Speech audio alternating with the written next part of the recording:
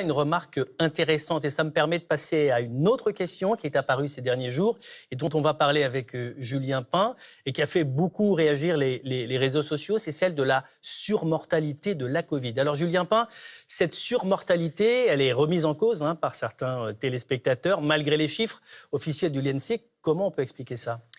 Et je suis sûr, mesdames, que vous avez remarqué, à table maintenant, il y a peut-être toujours quelqu'un qui vient vous voir vous disant « mais on nous ment sur les chiffres, méfiez-vous des chiffres ». Avant, c'est devenu mainstream, tout le monde maintenant se méfie des chiffres. Mais il y a une intox qui revient encore plus que les autres, sur les réseaux sociaux cette fois, c'est sur la surmortalité. Pour vous montrer ça, je vais vous lire un tweet qui est récent et qui a été partagé plus de 2000 fois, c'est pas rien, sur Twitter. Et ce que nous dit cet internaute, c'est ça. « Nous savons que ce n'est pas une pandémie, car pas de surmortalité. Tous les experts virologues le confirment, le couvre-feu est un abus de pouvoir. » Alors vous l'avez compris, qu'est-ce que nous dit cet internaute ? C'est qu'il n'y aurait pas de surmortalité. Pourquoi ? Parce que le Covid-19, c'est une maladie finalement bénigne. Et tout ce qu'on nous impose, le couvre-feu, etc., c'est liberticide, c'est pour contrôler la population. Alors souvent, ce genre de tweet est accompagné d'un graphique, d'un chiffre qui a l'air ultra sérieux si on ne fait pas attention. Alors moi, j'ai demandé à notre data scientist, parce que quand même à France Télé, on a aussi, nous aussi, des data scientists, je vais même le citer, il s'appelle Brice Le Borgne, et je lui ai demandé de me faire le graphique actualisé de la surmortalité, et ça a donné ça. Alors, là, on va le voir à l'écran, voilà, le voilà.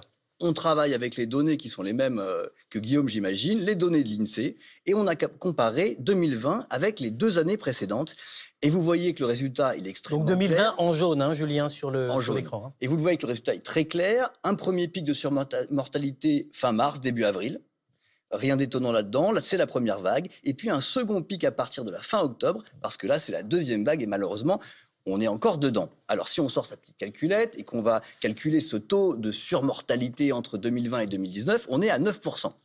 Alors si on ne connaît pas bien les chiffres, on va se dire mais 9% finalement c'est pas grand-chose. Qu'est-ce que vous me racontez, Julien ? 9% c'est rien du tout. Sauf qu'en fait, il faut bien voir que c'est avec une seule maladie. Parmi toutes les causes de mortalité qu'il y a en France, une seule maladie a fait 9% de morts en plus. Donc c'est pas rien du tout. Et ensuite, le deuxième facteur, c'est qu'on a été confinés. Donc en fait, il y a plein d'autres maladies qui n'ont pas tué.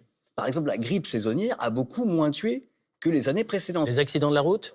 Les accidents de la route aussi. Donc, soyons clairs, il y a eu une surmortalité importante en 2020.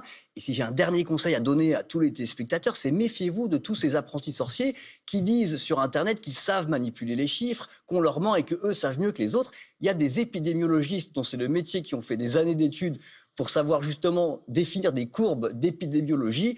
On ne s'improvise pas épidémiologiste ou data scientist comme ça. Voilà.